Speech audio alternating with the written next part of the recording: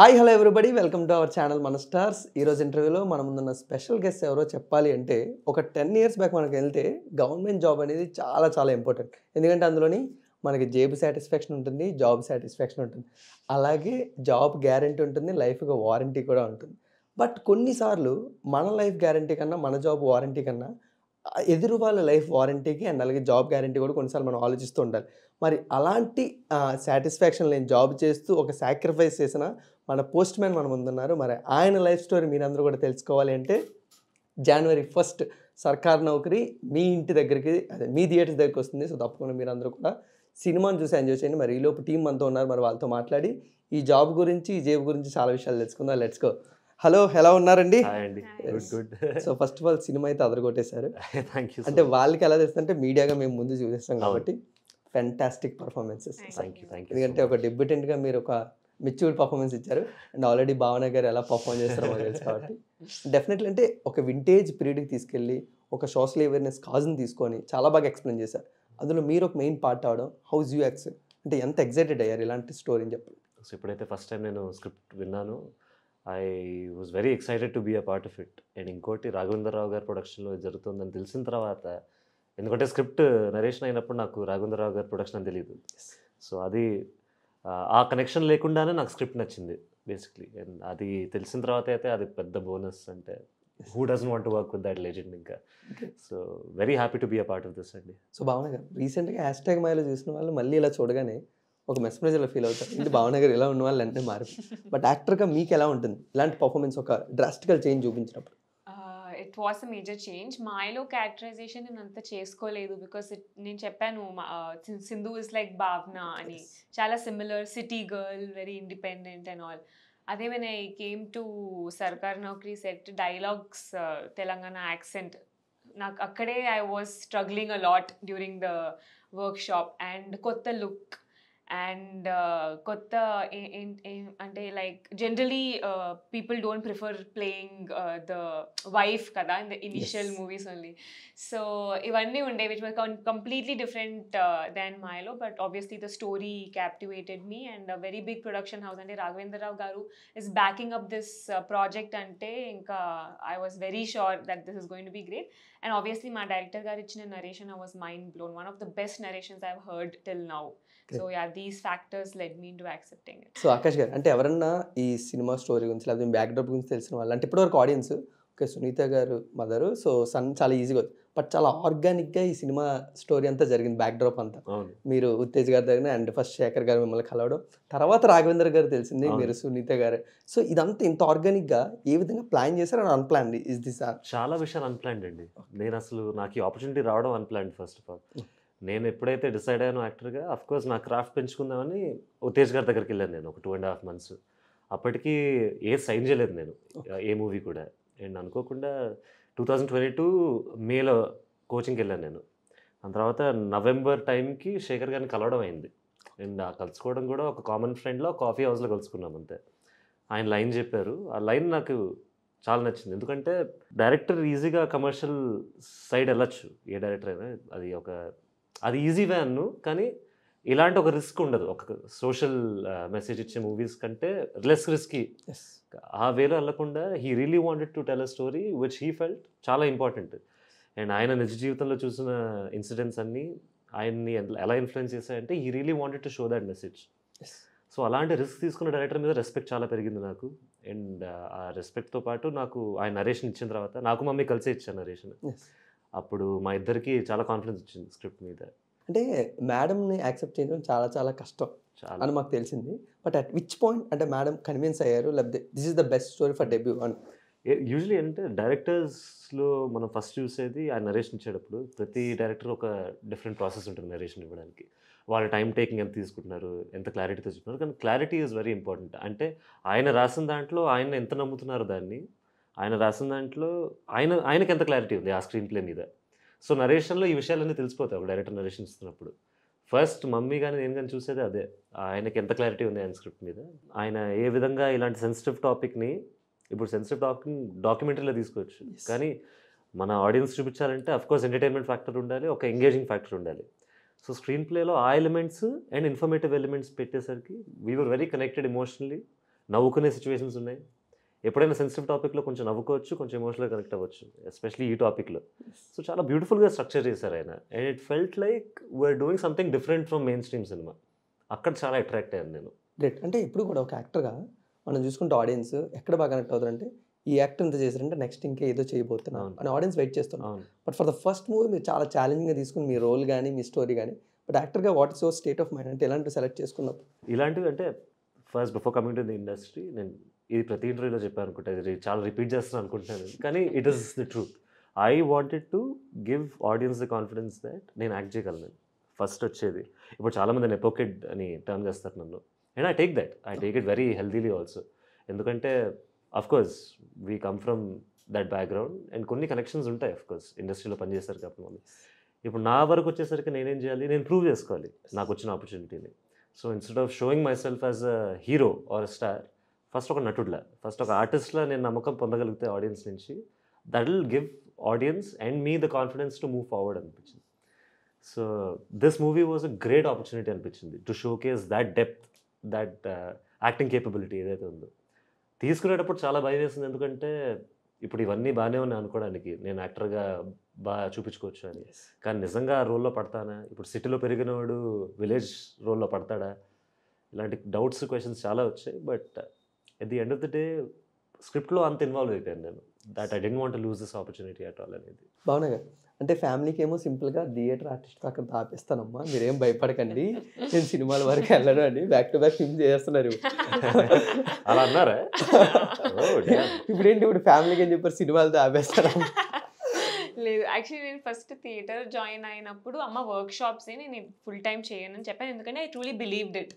ఆ తర్వాత థియేటర్ చేస్తున్నప్పుడు అంతేగా, ఇంకా నాకు రోల్స్ ఎవరు ఇస్తారు, బికాస్ కెమెరా యాక్టింగ్ అంటే సోషలైజింగ్ ఉంటుంది and marketing, how you strategise your self, అవన్నీ ఉంటాయి కదా, అవన్నీ నాకు రాదు.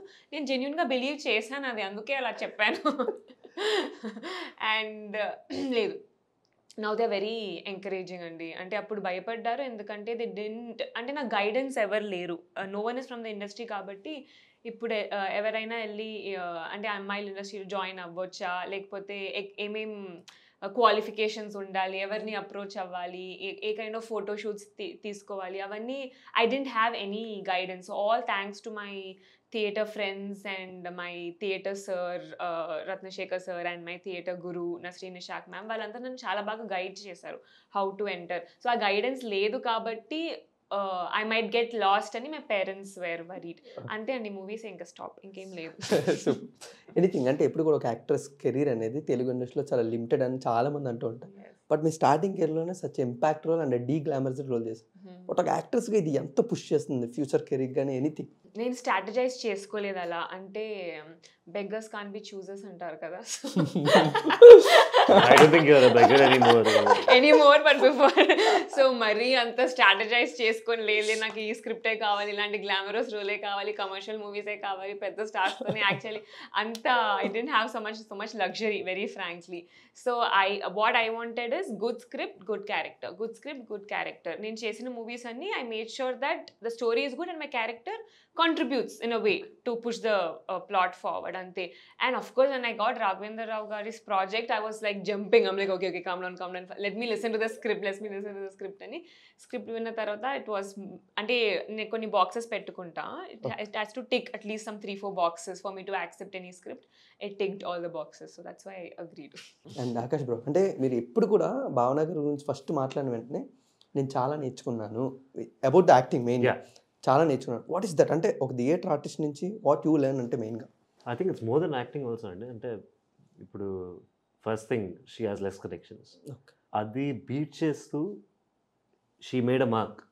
రాఘవేంద్రరావు గారిని కన్విన్స్ చేయడం అనేది మామూలు విషయం కాదు, అండ్ ఫస్ట్ డైరెక్టర్ని కన్విన్స్ చేయడమే మామూలు విషయం కాదు. అండ్ అలాంటి ప్రొడ్యూసర్ ఆయనంతటా ఆయనే why don't you take this woman అన్నప్పుడు there is that innate talent, there is that persona, that charisma as a person and as a professional also.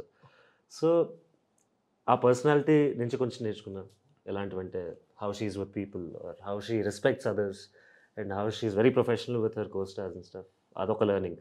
And acting అయితే కొన్నిసార్లు సీన్స్ చేస్తున్నప్పుడు అల్టిమేట్లీ మనకు కావాల్సింది ఏంటంటే న్యాచురాలిటీ. ఏ character చేసినా అందులో దిగిపోయి ఆ న్యాచురాలిటీని ఐ థింక్ నేను చాలా కష్టపడ్డా ఆ న్యాచురాలిటీని స్క్రీన్ మీద తీసుకురావడానికి. And by looking at other people's performance కొన్నిసార్లు ఏమంటే ఇప్పుడు ఈ సినిమాలో కూడా భరణి గారిని చూసినప్పుడు కొన్నిసార్లు ఆయన ఏం ప్రాసెస్ ఏంటి, ఆయన క్యారెక్టర్లో ఎలా దిగుతున్నారు.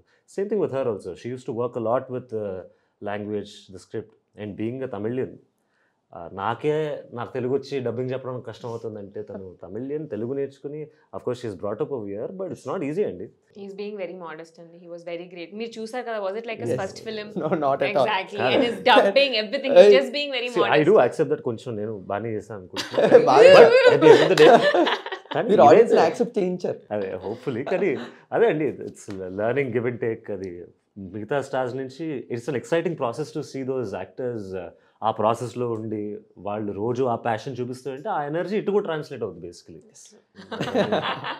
కెమెరా ముందు ఇన్ని ప్రైజెస్, ఇన్ని I'll wait for the interviews, what will Akash tell about me, because generally అసలు ఏం చెయ్యరు, ఇదని కాంప్లిమెంట్స్ అన్ని ఇవ్వరు ఇంత. ఎనీథింగ్ రాకేష్ గారు అంటే, బట్ ఉత్తేజ్ గారు లాంటి దగ్గర మీరు యాక్టింగ్ కోర్స్ చేసినప్పుడు అండ్ ఇలాంటి క్యారెక్టర్ మీ దగ్గరకు వచ్చినప్పుడు వాట్ ఇన్పుట్స్ ఫ్రమ్ యూ, అంటే మెయిన్గా యాక్టింగ్ కోర్స్ నుంచి కాకుండా మీరు ఏది ఎక్కువగా ఇన్వాల్వ్ చేసుకోవడం జరిగింది? యాక్టింగ్ కోర్స్ కాకుండా Yes. చిన్నప్పటి నుంచి యాజ్ ఆడియన్స్ మనకు ఒక రకమైన ఒక యాక్టర్ నచ్చుతున్నాడంటే అందులో ఏదో క్వాలిటీ ఉంది మనకు నచ్చేది. ఒక చిరంజీవి గారి ఫ్యాన్ నేను ఫర్ ఎగ్జాంపుల్. నాకు more than the mass appeal, more than the dancing Chiranjeevi గారిది, ఆయనలో ఉన్న యాక్టర్ ఫస్ట్ నేను చూశాను. ఎలా అంటే కొన్ని ఇప్పుడు అందరవాడ లాంటి పర్ఫార్మెన్స్ ఫర్ ఎగ్జాంపుల్, ఆ కామెడీ టైమింగ్ నాకు తెలిసి ఎక్కడ చూడలేదు. ఆపద్ బాంధవుడు అని ఒక మూవీ వచ్చింది విశ్వనాథ్ గారిది, అలాంటి ఇంటెన్సిటీ నేను ఏ యాక్టర్లో చూడలేదు. లేకపోతే ఇంద్ర, అలాంటి మాస్ అపీల్. సో ప్రతి బాక్స్ అలా ఎలా టిక్ చేస్తున్నారు అనేసరికి as an actor is very strong, more than అలా వచ్చిన mass appeal. So what I'm trying to say is ఆ అబ్జర్వేషన్ అనేది ఫస్ట్ నేను స్టార్ట్ చేశాను. ప్రతి యాక్టర్లో ఉండే ఆ యూఎస్పీ ఏంటి అనేది, ఆ యాక్టర్లో ఉన్న యూఎస్పీ మనం అలా చేస్తే మనకి ఎక్కదు అది. సో నాలో ఏంటి అని వెతుక్కోవడం మొదలెట్టాను నేను basically. What is my one I understood what I can do very easily, what I cannot, what I have to put hard work on. నేను హార్డ్ వర్క్ పెట్టాల్సింది ఇన్ మై ఎమోషనల్ డెప్త్. ఆ scenes ఎంత న్యాచురల్గా చేయాలా అనే దాని మీద చాలా ప్రాక్టీస్ చేశాను నేను one I was alone. And I use to take a lot of inspiration from actors like Chiranjeevi గారు, లేకపోతే నాని గారు. Emotional scenes, especially emotional scenes మీద చాలా ఫోకస్ చేశాను. ఎందుకంటే I think that emotion is very hard to crack on screen. న్యాచురల్గా ఎడవాలి, న్యాచురల్గా భయపడాలి. ఇలాంటి సబ్మిసివ్ రోల్స్ ఉంటాయి కదా, డామినేటింగ్ కాకుండా. ఒకడు ఎంత బాగా సబ్మిసివ్ చేస్తే అంత బాగా డామినేటింగ్ వాడవుతాడు. అది సో దాని మీద ఎక్కువ ఫోకస్ పెట్టా, అబ్జర్వ్ చేస్తూ ఉన్నాను. And one more interesting thing is Nawazuddin గారితో ఒక ఇంటర్వ్యూ చూసాను నేను. నవాజుద్దీన్ గారు ఇంటర్వ్యూలో ఏమన్నారంటే, మీరు యాక్టింగ్ నేర్చుకునేటప్పుడు మీరు 30% 20% యాక్టింగ్ స్కూల్లో నేర్చుకున్నా కూడా మీ 70% నిజ జీవితాల మీద అబ్జర్వ్ చేస్తే అయిపోద్దంటే. పక్కనే ఇంత అబ్జర్వ్ చేస్తే ఎప్పుడో అప్పుడు ఆ క్యారెక్టర్ తగులుతుంది మూవీలో ఎక్కడో అక్కడ. ఒక క్యారెక్టర్ మనం నిజ జీవితంలో ఎక్కడో చూసుంటాం 100%.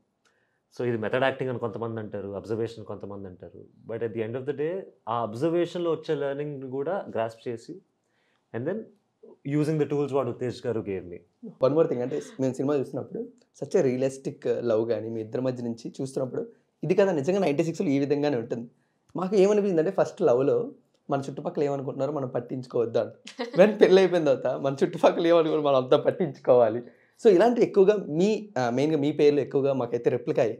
సో వాటి అంటే ఒక ఉమెన్ క్యారెక్టర్ నుంచి 96లోని ఆ విధంగా శేఖర్ గారు డిజైన్ చేసినప్పుడు హౌ యూ పర్ఫార్మ్ అంటే అలాంటివి. Satya's character, when they told me only,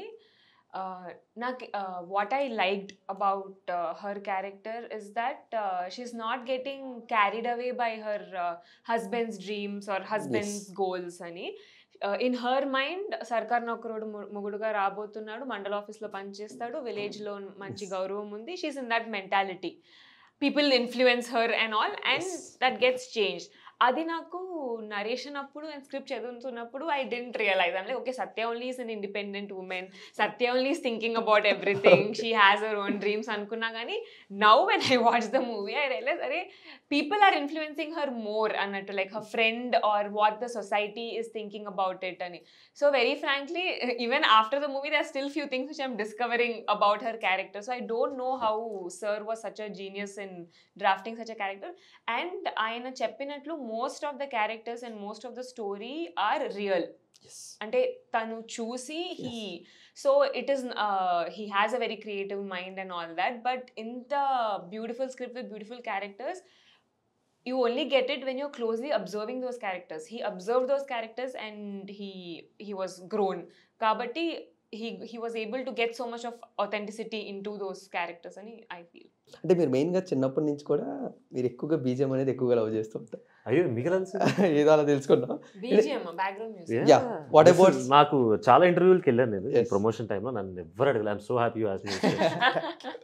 so what about సర్కార్ నౌకరీ? మీడియా పీపుల్ అయితే చాలా బాగా ఎంజాయ్, ఎందుకంటే సురేష్ బబ్లీ గారు అలా తీసుకెళ్ళిపోయారు ఆ ప్రపంచంలోకి మళ్ళీ. But as a first movie మీరు అనుకున్నట్టు సురేష్ బబ్లీ గారు, ఎందుకంటే ఆయన స్టూడియోలో కూడా వెళ్ళి ఏ విధంగా పని చేస్తున్నారు అనేది కూడా మీరు తెలుసుకోవడం జరిగింది. సార్ మీకు చాలా తెలుసు అసలు. I'm very impressed and thank you for asking this. ఎందుకంటే చాలామందికి తెలియని విషయం ఏంటంటే నాకు music is very close to me. ఒక సినిమాలో ఒక మంచి పాట విన్నానంటే ఆ సినిమాకి నేను చాలా కనెక్ట్ అయిపోతాను. అండ్ నేను చాలా రీసెర్చ్ చేస్తాను. ఎలా అంటే ఒక మంచి పాట, నేను రెహమాన్ గారి పెద్ద ఫ్యాన్, నాకంటే పెద్ద ఫ్యాన్ లేడని గర్వంగా చెప్పుకుంటాను నేను కావాలంటే. ఒక పాట ఉన్నవి ప్రపంచంలో 12 నోట్స్ మ్యూజిక్లో, దాన్ని ప్రతి కంపోజర్ వాడతాడు. కానీ కొన్ని పాటలు ఎందుకు నచ్చుతున్నాయి మనకి, కొన్ని బ్యాక్గ్రౌండ్ మ్యూజిక్లు ఎందుకు నచ్చుతున్నాయి. సో బ్యాక్గ్రౌండ్ మ్యూజిక్ ఇంపాక్ట్ అనేది అది మన థియేటర్లో కూర్చున్నప్పుడు అర్థం కాదు మనకి, కానీ ఏదో ఒక ఫీలింగ్ ఉంది, ఏదో ఒక ఎలివేషన్ ఉంది, ఏదో ఒక ఇమోషనల్ టచ్ అవుతుంది.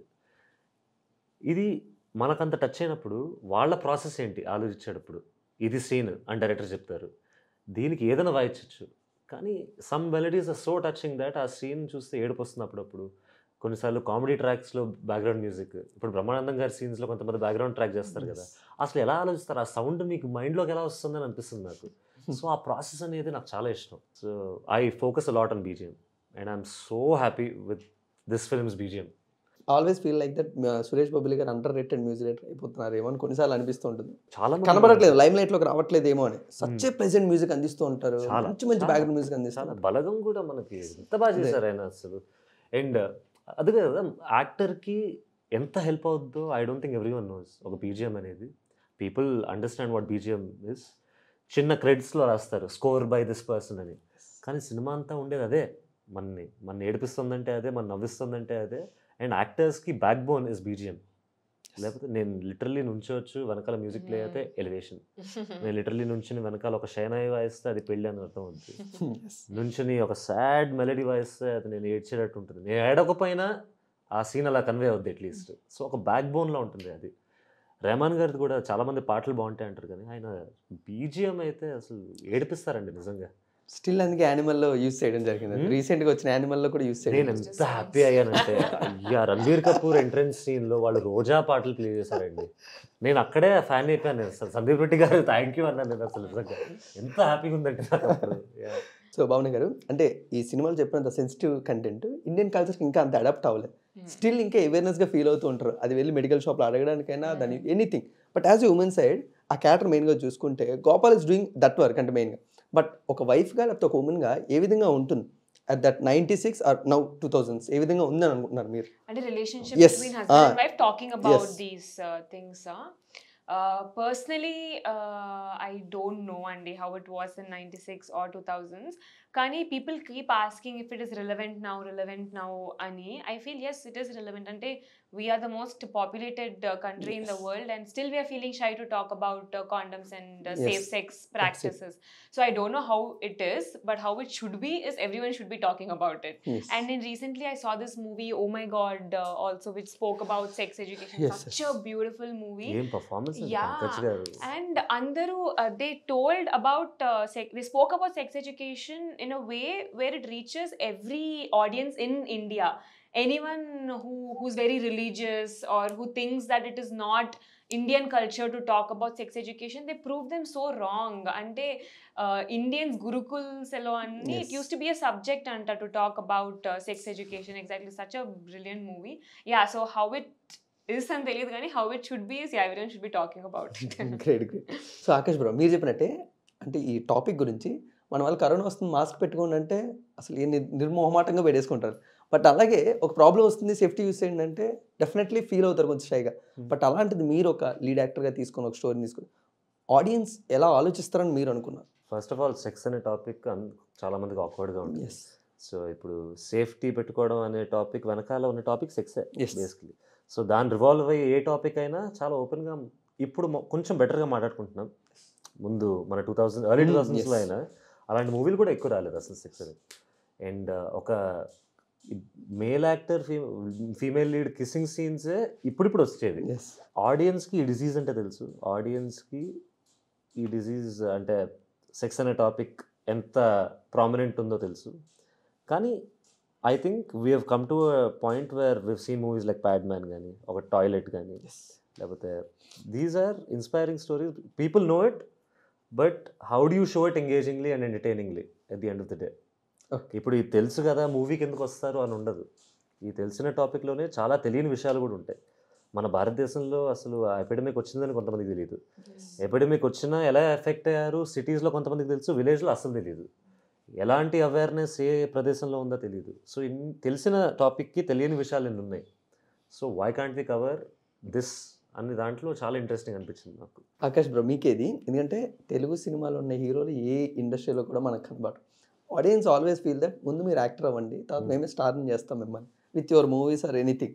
బట్ యువర్ ఆల్ అంటే మీరు లెజెండరీ డైరెక్టర్స్తోనే ప్రతి ఒక్కరితో కూడా మీరు ఆల్రెడీ యాక్టర్ని ప్రూవ్ చేసుకున్నారు. But what's your next step? ఇంకా టైం ఉంది అనుకుంటాను ప్రూవ్ చేయడానికి 100%. ఇప్పుడు ఐఎమ్ గ్రేట్ఫుల్. ఎవరైతే డైరెక్టర్ నన్ను పొగిడారో హార్ట్ ఫెల్ థ్యాంక్ యూ చెప్తాను నేను వాళ్ళకి. ఎందుకంటే ఒక రకమైన కాన్ఫిడెన్స్ వాళ్ళు క్రియేట్ చేశాను. నేను నటుడిని, అది కూడా ఒక డ్రీమే అండి నాకు.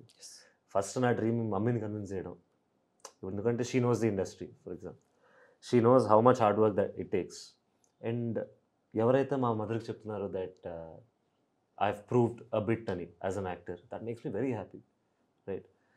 అండ్ డైరెక్టర్స్ని కన్విన్స్ చేయడం కానీ, ఈ రాఘవేంద్రరావు గారు ఎప్పుడైతే చెప్పారు నాకు కొంచెం న్యాచురల్గా చేసామంటే it's more than an award feeling for me. ఇప్పుడు నా నెక్స్ట్ మూవీ కూడా అది అవ్వచ్చు, ఎవరికైనా డైరెక్టర్కి ఈ సినిమా నచ్చి రావచ్చు, లేకపోతే నేను ఎక్కడో ఆడిషన్ ఇచ్చి దాని ద్వారా రావచ్చు.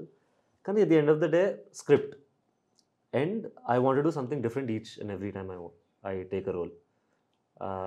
కమర్షియల్ మూవీస్ ఇష్టం నాకు చేయడం, నాకు కామెడీ చేయడం చాలా ఇష్టం. చాలామందికి అనిపించదు నేను కామెడీ చేస్తానని, but I think I can do comedy అనే ఒక చిన్న కాన్ఫిడెన్స్ ఉంది.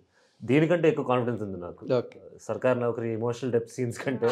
And I feel comedy is the toughest thing to do. Yeah. Personally. One of the toughest things. So ఇంకా ఫైనల్ కంక్లూడ్ చేసే ముందు the best memory from the సర్కార్ నౌకరీ sets.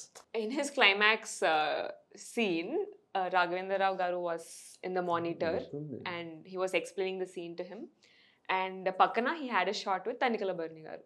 So ఒక్క నిమిషం ఆయన అలా ఫ్రీజ్ అయిపోయి ఇదేంటి రాఘవేంద్రరావు గారు ఉన్నారు, తనికల బర్ని గారు ఉన్నారు. సో అప్పుడు గోపాల్ వెళ్ళిపోయి మళ్ళీ ఆకాష్ వచ్చేస్తే ఐ మీన్ హీస్ అడ్మైరింగ్, మళ్ళీ వెళ్ళేది నేను క్యారెక్టర్ రావాలని మళ్ళీ గోపాల్ వచ్చి he's performing the character. So అప్పుడు ఆయన ట్రాన్స్ఫర్ అసలు ఏం జరుగుతుంది, సార్ డైరెక్ట్ చేస్తున్నారు అండ్ ఇంత పెద్ద యాక్టర్తో. So is memorable. Tell me mind. ఇప్పుడు చెప్పండి, భావన గారు ఐ థింక్ చాలా పెద్ద డిబేట్ అవుద్ది లేకపోతే ఇక్కడ. అవునా అండి? భావన గారి ఫ్యాన్స్ అసోసియేషన్ మాది. Thank you. మీరే కదా సోల్ మెంబర్. అదేంటి పెట్టింది నేనే కదా. 2 members. No, though you have to know. Yeah. Fan అయితే చెత్తాలి వాళ్ళు. మేము మీ యాక్టింగ్ ఫ్యాన్ అండి. Answer the question. ఇలా కవర్ చేయకండి, చెప్పండి ప్లీజ్. చక్కని cover.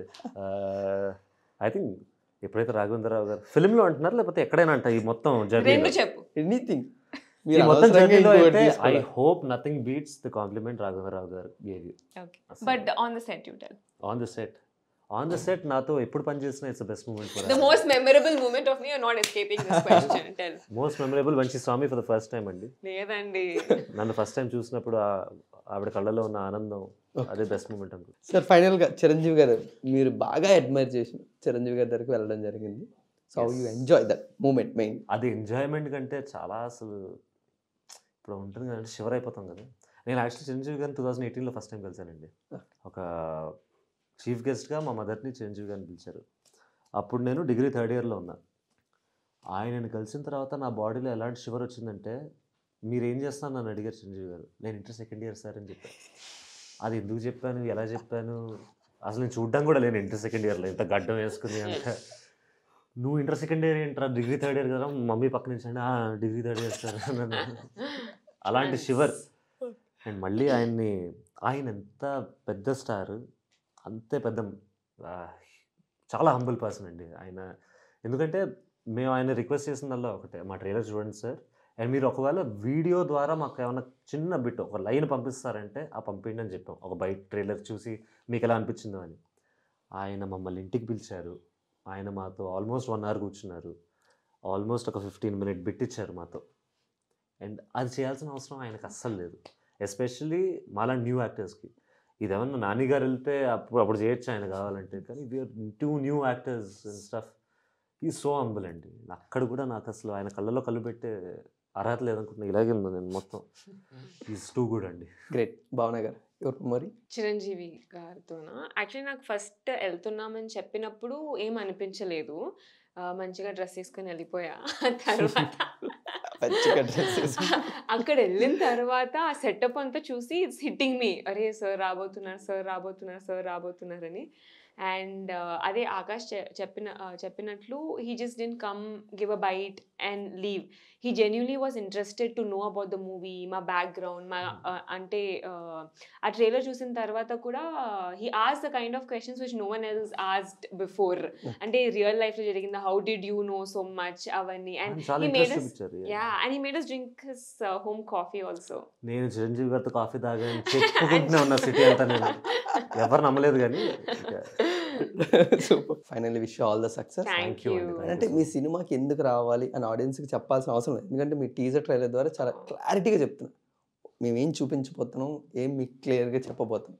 So wish all the success. Thank you so Thank you. Much. జనవరి 1న ఒక న్యూ కమర్స్ ఒక న్యూ స్టాంప్తో రాబోతున్నారు. Yes. Thank you for having us. Thank you. So guys, మీరందరూ కూడా జనవరి 1న తప్పకుండా, ఆయన నౌకరీ జాబ్ని అయితే చాలా సక్సెస్ఫుల్గా కంప్లీట్ చేశారు. సో మీరు కూడా మీ జాబ్ని అయితే జనవరి 1న థియేటర్స్కి వెళ్ళి సక్సెస్ఫుల్గా కంప్లీట్ చేయండి.